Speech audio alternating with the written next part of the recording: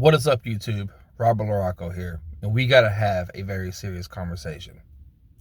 A conversation that the rich, the really rich, the people that are up there and above, the people that sit behind those corporate desks, the millionaires and the billionaires that are up there will not discuss. The things that run a company, it doesn't matter what company it is. It's a multi-billion-dollar or million-dollar company, okay? It's the little man at the very bottom is always the first one that takes the hits. They're the first one that gets kicked down. They're the first one that loses their job, gets furloughed, whatever. To give you an example, Blizzard Entertainment, the people that make World of Warcraft and Diablo, they fired a bunch of employees, a whole bunch. I don't know the exact number, but they laid off a bunch of employees. But yet their CEO got a hell of a chunk of money, like over I can't remember, it's in the millions. He gets a bonus, and these folks lose their jobs because his contract says, there's a clause in his contract that says if the stocks hit a certain percentage with Blizzard, he gets a bonus immediately. Like, boom, he gets a bonus. That's what his contract says. But these folks, since Blizzard's not doing very well, they lost their jobs. Families not getting fed. People not being able to take care of their kids, pay their kids college, if their kids are going to college, paying their college, if daycare, whatever. They're struggling now. They'll look for work. The little man got kicked in the face again. I vow, if I ever get up there in the millions and billions, I will never put the little man down. I will look at the little man and say, okay, let's see what traits you got. Let's see what you bring to the table. That's what I'll do. Okay? Straight up. 100%. Because the little man are the gears of the company. The gear breaks. You replace it with a brand new gear. Yeah, that's gonna happen, okay? Because this is how it works.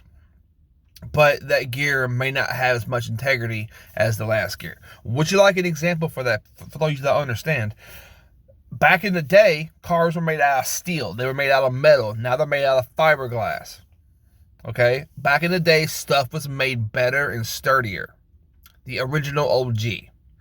Fast forward to today, things aren't the same. You wreck a car this time, you're totaled. It's considered totaled. Back then, you wreck a car, you hit a pole, it's just a scratch. So when that original gear gets fired or retires, you put it away and you put it in this new gear. This new gear is only going to last a few years. And why is that? Do corporations get bored? And they do. I've been around long enough to see it in my own two eyes. They get bored. So if you get a guy's been on a job for, let's say, 20 years, and that guy's going to be making some good money. Well, supposed to be, depending on what you do. And 20 years of working, all right, 20 straight years of doing your job, busting your butt, everything's in order, your ducks are aligned. Let's say you're a maintenance guy, and you did it for 20, 30 years, and you go to a job and you get it looking spectacular. The ordering stuff to knowing what goes where. You're doing your job as a maintenance man, okay?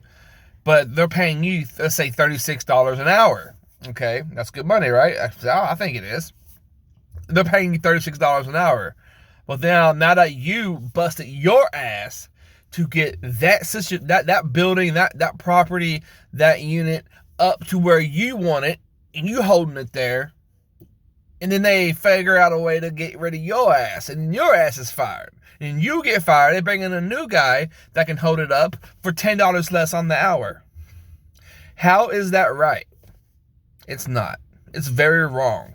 Because when you're a maintenance man and you go to a job, any job, or any job that involves you having to put love into it, someone else comes in and replaces you because that's what the corporate wanted to do. They wanted to figure out where they can shave off money. The goal is to make money. Don't get me wrong. I understand that. But when you rather have someone that has passion about the job, run the position, and someone that doesn't, not like, that's been there for like a week, has only been in maintenance for so long, it doesn't make any sense to me. It's stupid. You're kicking the little man when he's down. And you also want someone in a position like a maintenance director that is willing to teach the next man, willing to teach the next guy below him. So if something does happen to him, he does decide to retire, or he does lose his job, that he's going to be able to step in and fill that role. He's going to be able to fill the role. It's like, okay, everything he's taught me, time to put to good use, and let's do this. Let's fly with it. That's the kind of guy that companies need to have under their belt, whether it's maintenance, whether you're the CEO or whatever. There should always be someone to fill your spot. The president's got the vice president, for example. Has Mitch McConnell decided to teach anyone how to do his spot? Probably not. Fuck it, turtleneck motherfucker. Sorry. That's just how I feel about Mitch. I don't like him. I think he's a piece of shit.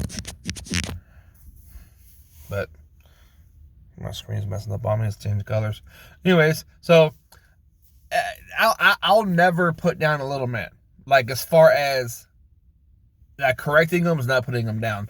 I'm talking about, like, I'll never, if I ever become a boss of any kind, I will not be that guy that puts down the little guy. And nothing happened to me for me to spark out this video, but I just thinking about it. And like, let me give you an example. I worked at Sysco Foods before where I'm working now, the job before this. I worked in Sysco Foods. I loved my job. I loved the times I got off. I loved the hours I worked. Everything at Sysco was great. It was fine and peachy, right? And then this COVID garbage happened. And then, let's see here, I took a week's vacation. I come back, coughed a little bit, because this is at the beginning of COVID. And they sent me home, and I got a test. I come back. I was negative. I come back to work after a week of being off. They made me take off a week. I come back, and then I worked for like a week, and then they furloughed me. And then after like 2 weeks of being off, they called me back, and then they deleted my position. The boss that I had at that time, his name was Roy Bays. Was he a good boss? No. I'm gonna be honest. No. Was he a good person? Yes. Very much so. But that man cannot separate them both. He cannot separate them. And you gotta know how to separate them. But anyways, I'm not going into details what happened, but he told the entire maintenance team that they were safe. COVID would not affect us because the fact that we're there and there aren't much people there working, that we'll be able to immediately get, like, spruce up the facilities, make them look nicer, update everything, and do what we do. So it was like, hell yeah. So I'm in the cooler doing yellow poles, doing my job, trying to stay busy. I get a call. I get sent down after lunch. I get sent down to the HR office, and then they furloughed me. And I come back, then they delete my position. So I lost my job at Sysco Foods. A retirement job, a place where you put money in a good 401k at 6%, and it's gone. Now, was I mad? A little bit, yeah, but I was more concerned with my family, me bringing home COVID at the time. So I don't hate anybody for this. I'm not angry at anybody. I'm not angry at Roy. I'm not angry. I'm more upset at Roy, not angry. But the thing is, it's like, we were told we were safe. He fought for maintenance, and he didn't fight for maintenance. So his word, to me, became useless. As a man, as a person, that's where his word became useless. I have a personal rule. If I give you my word, then that's my word. That's my bond. That's the thing that I only have to take with me to the grave. It's my word. My word to you. That's it. You ain't got people can't trust your word. You are a very untrustworthy person. Period. I don't care who you are. You can be the most billionaire man in the world, or the poorest man on the street. If your word is broken, you are not worth the sidewalk I walk on, the gum I sticks to my shoe. That's how I feel about my word. So if I give you my word on something, you better stick. I stick with it. I honor it to the T. But anyway, so lost my job at Cisco, and that sucked. So then I went to Jeffersontown Manor. Great place to work, great people, awesome boss there. But I needed something closer to home.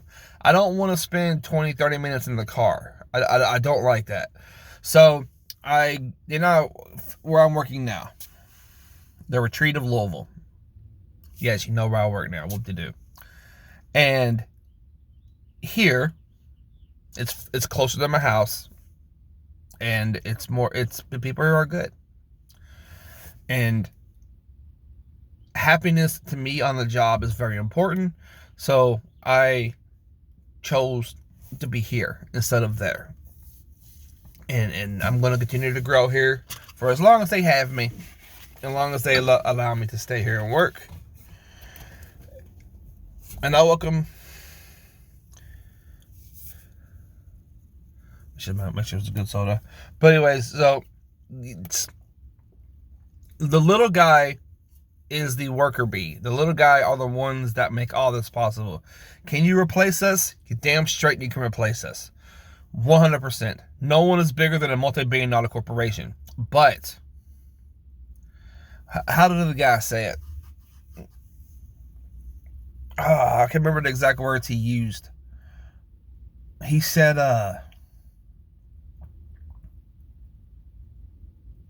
I can't remember the saying, but it was a really good saying. I can't remember for the life of me.